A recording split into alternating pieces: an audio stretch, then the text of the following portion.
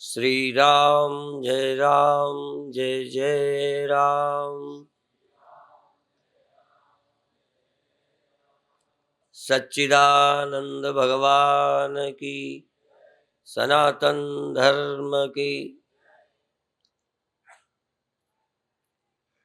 सत्य बताऊं, मुझे ये भी लगता है कि जो मैं सुनाता हूं उसको ठीक से कोई समझ जाए तो तर जाएगा, लेकिन मैं ये भी समझता हूं कि मेरा कहा सब लोगों की समझ नहीं आ सकता। बहुत लकड़ियों की कुर्सी, मेजें, अच्छी अच्छी चीजें लोग बनाते हैं, पर वो दुकान में वर्कशॉप में बनाते हैं। पेड़ काटने वो नहीं जाते। पेड़ काटने वाले लोग अलग रहते हैं, कारीगरी करने वाले अलग रहते हैं। तो समाज कई स्तरों का है, उनको सब तरह के सत्संग की आवश्यकता है। अभी आप सुन रहे थे, तो जो काम मैं नहीं करता, सच्चे दिल से कहता हूं, सब काम जरूरी हैं, तो मैं औरों से भी करवाता हूं। मेरे को तो कल का खुद ही याद नहीं रहता, और कल क्या कहना है सोचता हूं और कुछ का कुछ कहता हूं। मेरी बुद्धि बुढ़ापों की जैसी हो गई है। एक हमारे संत खा लेते थे और दोबारा कहते थे खिलाया नहीं, और कभी कभी नहीं खाए होते थे, उन्होंने कहा स्वामी जी खा लो, कहते थे खा तो चुका हूं।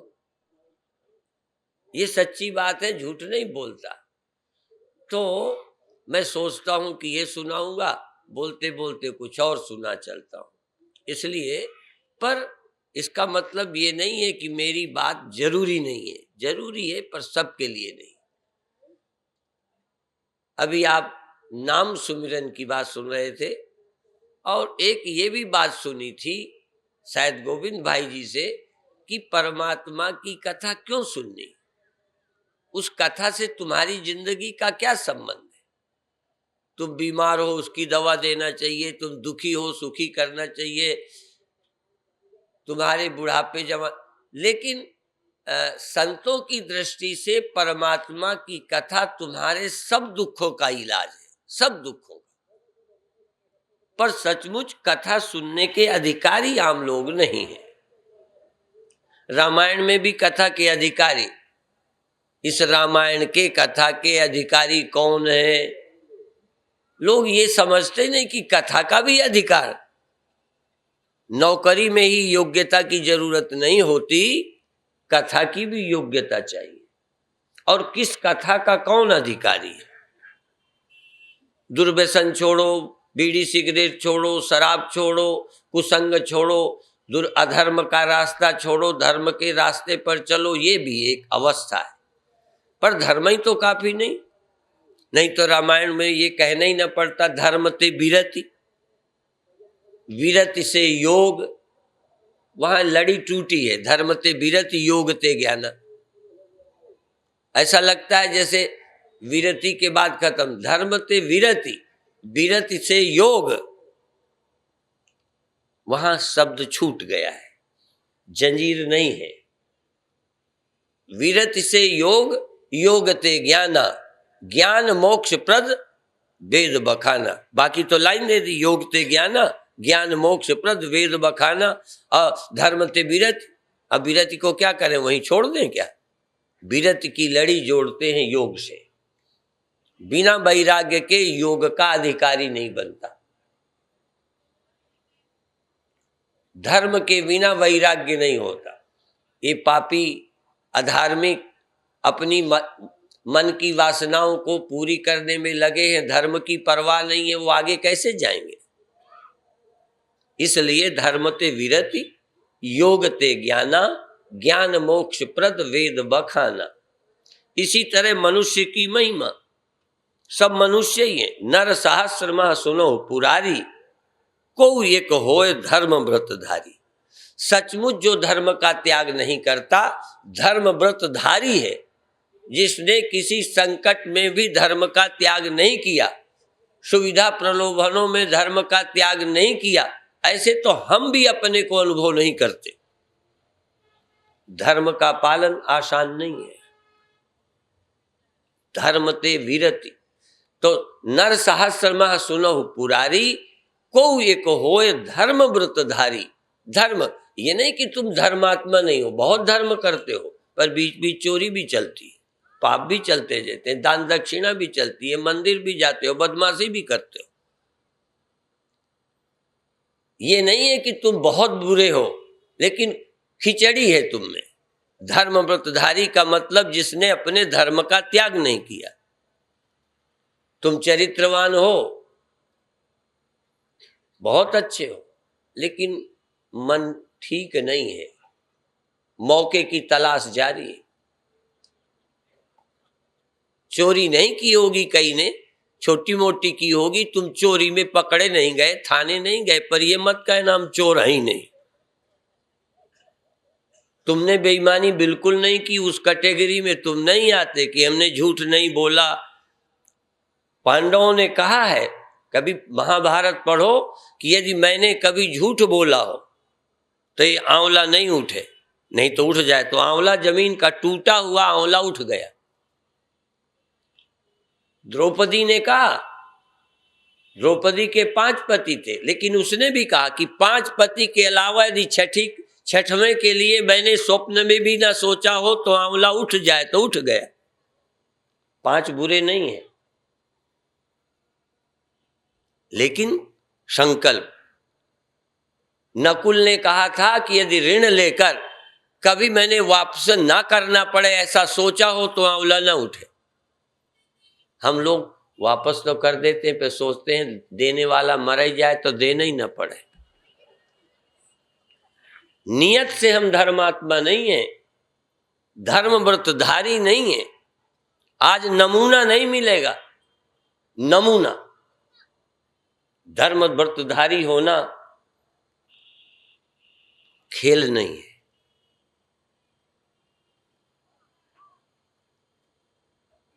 तो सुनो, नर सहस्र में सुनहु पुरारी, को एक होए धर्म व्रतधारी। धर्मशील कोटिन मह कोई, विषय विमुख विराग रत होई। जो विषयों का त्याग करके वैराग्यवान है, गुरुदेव अखंडानंद जी, बाल ब्रह्मचारी। हम तो उनके साथ, उनके रहते करीब 12-14 वर्ष हमने उनके दर्शन किए, उनका भोजन देखा। हम तो रोड से निकलते हैं तो गोलगप्पे दिखे, हमें तो उनको जानते नहीं। जब जिंदगी जीनी पड़े तो सोचना पड़ेगा कि इतने वर्ष हमने देखा उनका भोजन। ये भी नहीं कि एकांत और दुकांत और कहीं मौका लगे। क्या खाते रहे, क्या करते रहे, कैसे रहे। ओ ये पैसे का प्यार कई लोग एकांत में गिनते हैं, उन्होंने पैसे को हाथ नहीं लगाया।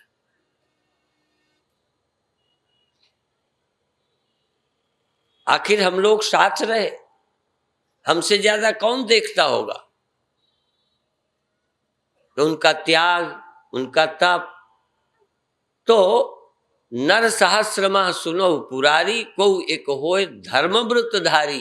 धर्मशील कोटिन मा कोई। धर्मशील तो है, शादी कर रहे हो धर्मशील हो, चोरी तो नहीं कर रहे, बेविचारी नहीं हो, पत्नी व्रता हो, पति व्रता हो, बढ़िया है।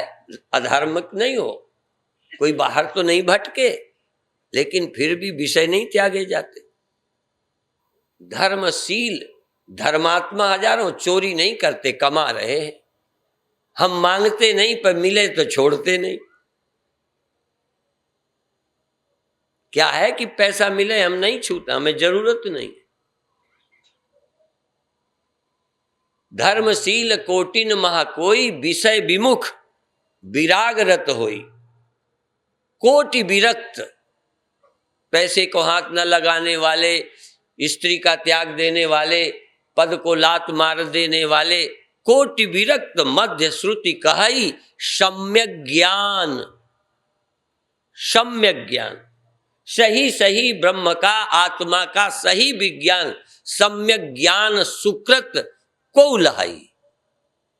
उस ज्ञान के सुनने तुम आए हो। मैं ये तो नहीं कहता कि तुम नहीं समझ सकते, पर पहले तो ये कहता हूं कि इस कथा में तुम्हारा मन ही लग जाए तो बधाई के पात्र। सम्यक ज्ञान, आज तक मैं अभी भी उस चिंतन में लगा रहता हूं, अभी भी मेरा चिंतन से छुटकारा नहीं। और जिसे चिंतन करना पड़ता है वो अभी ये नहीं कहा जा सकता कि वो कहे मैं ब्रह्म हूं। चिंतन ब्रह्म को क्या करने की जरूरत। ब्रह्म के ध्यान का भी मतलब ध्यान करने वाला कुछ कर रहा है अभी, यदि है तो क्यों करेगा। कहीं न कहीं मैं अपनी ब्रह्मता को मैं रूप से अनुभव नहीं करता। अभी अभी नवे गुरु जी का एक शब्द ढूंढा, जो प्राणी निस दिन भजे रूप राम ते ही जान, हरिजन हर अंतर नहीं नानक साची मान। सुमिरन क्यों करना पड़ता है।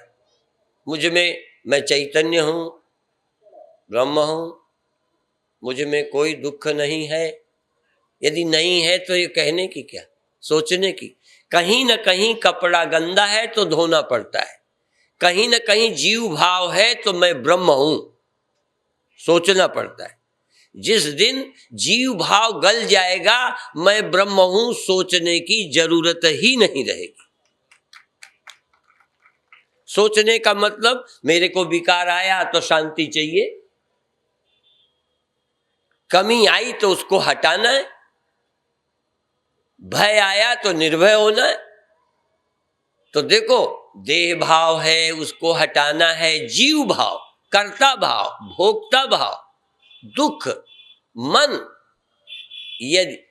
यदि ध्यान करना पड़ता है, स्मरण करना पड़ता है, इसका मतलब मुझ में और स्मरण में थोड़ा सा फर्क है। हूं तो बिल्कुल नजदीक, स्मरण ही भर किया हो गया काम। स्मरण करते करते जैसे जगते जगते स्वप्न गया, जगने के पहले स्वप्न था, जागते गया। उस समय मृत्यु लगती थी, अब नहीं। अब मैं ही मर रहा था, मैं ही नहीं मर रहा हूं, मैं ही जीव हूं। अज्ञान काल में मेरा ही नाम जीव है, ज्ञान काल में मैं ही ब्रह्म हूं। ये नहीं कि ब्रह्म कोई और है, जीव कोई और है। कई लोग यही कहते पहले जीव धीरे धीरे ब्रह्म होगा। इस बात को समझें। इसीलिए वेदांत के ग्रंथों ने ये कहा, यदि साक्ष्य हो तो मैं साक्षी हूं, यदि साक्ष्य कोई हो तो मैं साक्षी हूं। तो मुझे साक्षी क्यों कहना पड़ा, क्योंकि मेरे सामने कुछ है। यदि कुछ नहीं तो साक्षी किसका। और अज्ञान नहीं तो ज्ञान क्यों। इसीलिए तुलसीदास ने भी एक चुनौती दी है, ज्ञान कहे अज्ञान बिन, तम बिन कहे प्रकाश, निर्गुण कहे सगुण बिन। जिस समय सगुण ना हो फिर निर्गुण का चिंतन करे। निर्गुण कहे सगुण बिन, सो गुरु तुलसीदास। तो अभी देह है, मौत है, मेरा है, तेरा है, तो दुख है, तो उसका इलाज करो। सरल तरीका है। यदि तुम में विकार है तो निर्विकारता का चिंतन करो। तुम्हारे में परिच्छिन्नता है, सीमित हो, ये सहज अनुभव है कि मैं ये हूं, तो इस सहज अनुभव को झूठा कर दो। जो आज सहज नहीं है वो इतना ही सहज हो जाए जैसे तुम आदमी हो, इसमें कोई संदेह नहीं।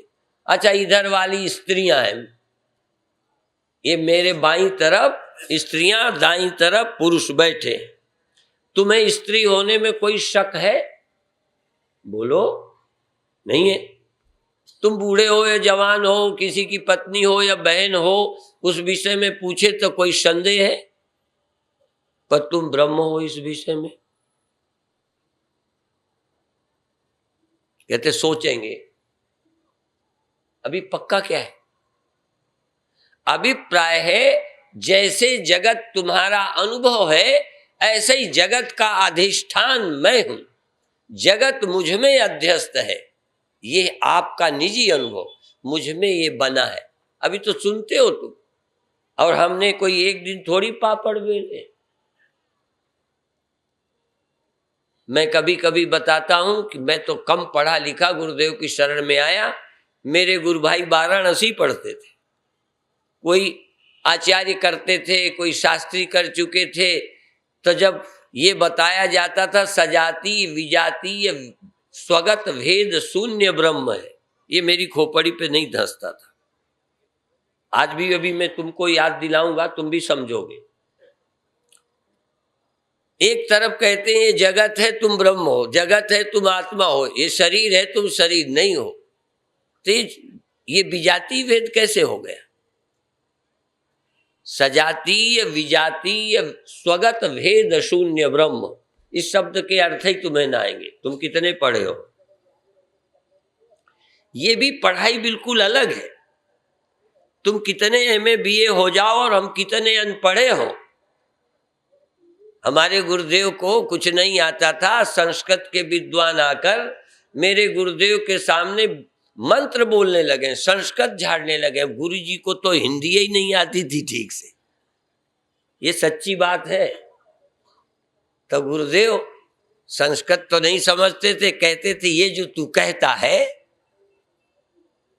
वो तो दोबारा बोल भी नहीं सकते थे कि ये श्लोक जो तूने बोला, बोल के नहीं बता सकते थे।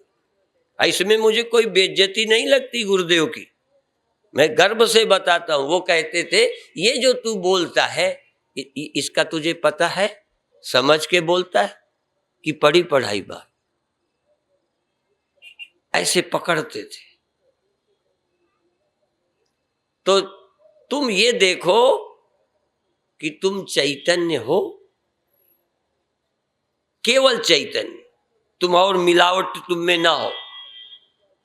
तुम मन रहित हो या मन तुम नहीं हो, ये आपका अनुभव है, या ये तीनों अवस्थाएं, इन तीनों के अधिष्ठान तुम हो। पहले समझना। लेकिन समझने के बाद का ये विषय था, तो मैं जो बता रहा था, जब गुरुदेव से सुनता सजाति विजाति स्वगत भेद शून्य ब्रह्म है, ब्रह्म के समान दूसरा कोई ब्रह्म नहीं है, तो सजाति है, भेद नहीं। जैसे मनुष्य मनुष्य हैं पर भेद है, सजाति भेद है। मनुष्य जाति एक है पर संख्या तो बहुत है, तो क्या ब्रह्मों की भी संख्या है क्या? ईश्वर के समान ईश्वर बहुत है क्या? यदि बहुत होते तो वो ऐसे ही होते, जैसे हजारों मनुष्य ऐसे ही हजारों ईश्वर होते। तो ईश्वर के सजाति ईश्वर होता तो सजाति भेद होता। तो इस बात में मैं हाथ उठा के कहता हूं, विश्व के सभी धर्म इस बात में एक हैं कि ईश्वर के समान दूसरा कोई ईश्वर, मुसलमान भी मानता है ला इलाहा इल्लल्लाह, ईश्वर के अलावा ला इलाहा इल्लल्लाह, ईश्वर के अलावा कोई और ईश्वर मालिक नहीं है। ला इलाहा इल्लल्लाह, और कोई नहीं है। लेकिन फिर वो ये कहेंगे मुहम्मद रसूलुल्लाह, मुहम्मद रसूल है, माने परमात्मा के अलावा कोई पैगंबर है, संदेशवाहक है। तो ये स्वजाति भेद तो नहीं, विजाति भेद हो गया। मान लो ब्रह्म के समान कोई ब्रह्म नहीं है, पर यदि जीव है कोई तो विजाति भेद हो गया। ब्रह्म के समान नहीं है पर जीव है तो विजाति भेद, वेद का सिद्धांत। अब देखो, आज मैं एक बात कह दूं, वेद को ठीक से समझने वाले दुनिया में बहुत कम है। वेद के प्रचारकों का वही वेद का पता नहीं है। यदि इन मंत्रों का, इस विषय का, ईश्वर सजाति विजाति भेगत स्वगत भेद शून्य है, इसका अर्थ वेदांती के सिवा कोई सिद्ध कर दे तो मैं उनका चेला। कोई, तुम ब्रह्म है फिर जीव लेके खड़ा करोगे, ब्रह्म तुम वो चेतन है ये जड़ खड़ा करोगे, ये मरता है वो नहीं मरता है, ये मरने वाला कौन? तो मैं ये नहीं कहता वेदांत ये शुरू में नहीं बोलता, बोलता है समझाने के लिए, लेकिन उसका ये मतलब नहीं है जड़ और चेतन दो है। उसका मतलब ये नहीं कि मरने वाला और अमर दो हैं। हम भी समझाएंगे घड़ा न रहने वाला है, मिट्टी रहने वाली है, पर अलग अलग करके दोनों को बता दो, ये न रहने वाला, ये रहने वाला, तो मैं तुम्हारा चेला। समझाते समय कहूंगा घड़ा न रहने वाली चीज है, क्योंकि तुम्हारी खोपड़ी में लगता है। फिर हम कहेंगे मिट्टी रहने वाली है, वो नहीं मिटती।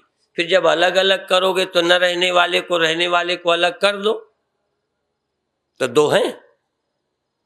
ये केवल जिज्ञासु को समझाने के लिए प्रकृति, जगत, जड़, चेतन नाना सत्य हैं, पर ब्रह्म ज्ञान के अनंतर ब्रह्म ज्ञानी की दृष्टि से न सजातीय ब्रह्म के समान ब्रह्म है, न ब्रह्म के विजातीय कोई जीव है, न ब्रह्म के विजातीय कोई जड़ है, और न ब्रह्म के हाथ पांव है। जैसे मैं स्वामी परमानंद एक हूं कि 10? बोलो, एक हूं, पर मेरा पांव और हाथ एक ही है ना, आंख और कान एक ही चीज है ना। खाने का काम मैं मुंह से करता हूं कि कान से, कान से सुनता हूं कि आंख से, ये अंग है मेरे, तो सावयव है, अवयवों का भेद है, इसलिए स्वगत भेद है। मैं तो एक हूं, फिर भी मुझ में भेद है, आंख का, कान का, ये और काम करती, ये और काम करता, ये और काम, ये और काम, मुंह और काम और दूसरे काम, ये फेफड़े और काम करते हैं, हार्ट और काम करता है, गुर्दा और काम करता है। तो भगवान के इतने यंत्र हैं कि कोई काम कुछ करता है, कोई कुछ करता है। बहुत कुछ है समझने का, तुम धैर्य रखो। नहीं, धैर्य से सुनने आया करो तो हम सब सुना सकते। और ये बताएं, जो 2 लोगों को, 4 लोगों को एकांत में गुरु समझाते थे, 10-15 साधुओं को बिठाकर, और तब भी जिनकी हिम्मत नहीं पड़ती, मैं इतनी भीड़ में सुनाने की हिम्मत कर रहा हूं। इतनी भीड़ को वेदांत, जो बड़े बड़े दिग्गज विद्वानों की खोपड़ी पे नहीं धंसता, उस वेदांत को समझाने की कोशिश करता हूं। और तुम्हें बधाई इसलिए देता हूं कि तुम्हें समझ ना आए। विदेशी तो हिंदी भी नहीं जाने बैठे रहते हैं, तो चलो नंबर 2 में तुमको भी स्थान देता हूं कि समझ ना आए, तब भी तुम बैठे तो हो। और इतना भी करता हूं कि यदि धैर्य नहीं छोड़ा तो समझ आ जाएगा। धैर्य भर नहीं छोड़ो, हिम्मत नहीं हारो, समझ आ जाएगा। और अंत में फिर देर नहीं करता, एक बात बताकर समाप्त करूं। चैतन्य संसार भर में एक है, ये कैसे समझें? और आत्मा ब्रह्म है, ये कैसे समझें? और आत्मा के अतिरिक्त, ये मंत्र भी साथ में बोल दूं, आत्मै वेदम सर्वम। अब ये शब्द कौन वेद पाठी ये अर्थ कर रहा है? कई वेद की दुहाई देने वाले, वेद के नाम से दुकान धरने वाले पता नहीं इसका क्या अर्थ करेंगे। और ये वेद का मंत्र है, आत्मै वेदम सर्व, आत्मा एव इदम सर्वम, आत्मा ही सब कुछ है। और ईशावास्योपनिषद के मंत्र में कि जो इस आत्मा को ठीक से जानता है, वो अपने को सब में और सबको अपने में देखता है। आत्मा में सबको, सब में अपनी आत्मा को देखता है, वो समझता है इस बात को। यही तो ज्ञान है। ये त्रैतवाद वेद का मत नहीं है, वेद में है, पर ये वेद का अंतिम मत नहीं है। ये साधक को समझाना है। जीव है, जगत है, बंधन है, कर्म है, समझते समझते जब सत्य को समझेगा, तब एकमेवा द्वितीयम ब्रह्म, एकम एव अद्वितीयम, एक है, अद्वितीय है, एकम एव, एक ही है। एक देखो, एक ये है, एक वो है, एक आकाश है, एक जमीन है, एक अग्नि है, 5 हैं एक ही। जैसे कोई कार्यक्रम में हो कि ये एक पंडित है, एक बनिया है, एक ठाकुर, सबको एक ही तो कहोगे यदि चार बैठे हो तो एक एक एक, लेकिन चार हैं। तो यहां कहा एकम एव, एक है नहीं, एक ही, और अद्वितीयम, दूसरा है ही नहीं। ये वेद का मंत्र है, एकम एव अद्वितीयम, ब्रह्म एक है, एक ही है, और ब्रह्म के अतिरिक्त कोई और अद्वितीयम, दूसरे से रहित है। ऐसा नहीं कि मैं एक स्वामी परमानंद हूं और एक दूसरे हैं, त्यागानंद हैं, हाँ, जगत प्रकाश त्यागी हैं, गोविंद भाई हैं, मैं अकेला हूं। तो मेरा अकेला होना अद्वितीयता नहीं है। अद्वितीयता का मतलब ये हुआ कि मेरे सिवा कोई और नहीं है। ब्रह्म ऐसा एक नहीं है कि ब्रह्म है, जीव बहुत है, पर ब्रह्म एक है।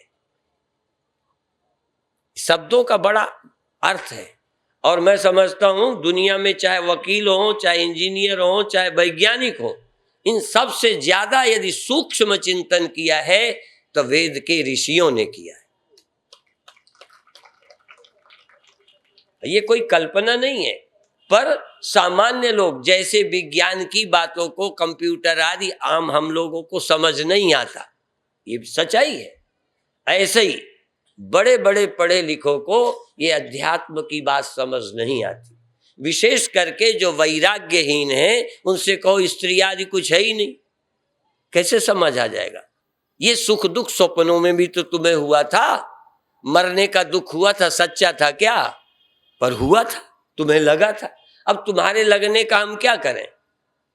तुम्हें तो स्वप्न लगता, मरना स्वप्न में लगता, दुख सुख लगते, जागते तो तुम ही झूठा मानते हो। तो तुम्हारे लगने का विश्वास करें तो वेद को आग लगा दें,